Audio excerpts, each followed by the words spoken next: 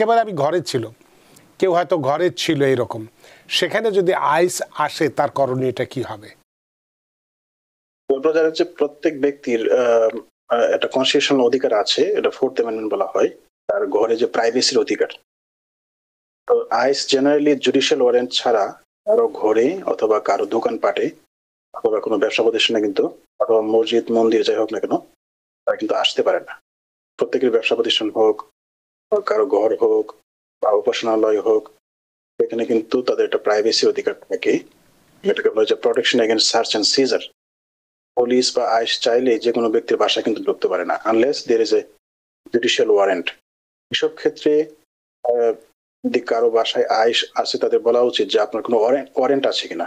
যদি ইংরেজি বলতে না পারে, যে কোনো বিদ্যুৎ সে কমিউনিকেট করবে তোমার কি কোনো জুডিশিয়াল ওয়ারেন্ট আছে কিনা।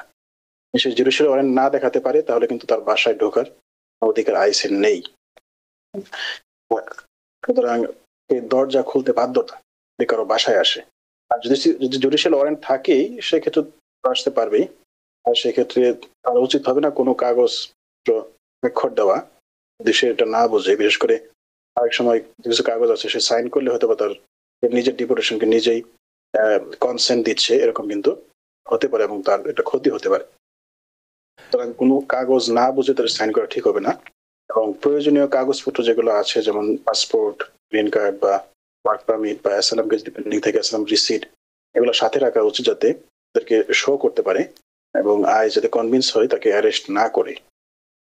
যেমন রিসেন্টলি আমার একজন ক্লায়েন্টের বাসায় আইস যায়, অ্যাসাইলাম পেন্ডিং আছে, উনি অ্যাসাইলামের ওয়ার্ক পারমিট দেখান এবং ওনার অ্যাসাইলাম যে রিসিটটা, সেই রিসিটটা দেখান এবং আইস কিন্তু তাকে চলে যায়।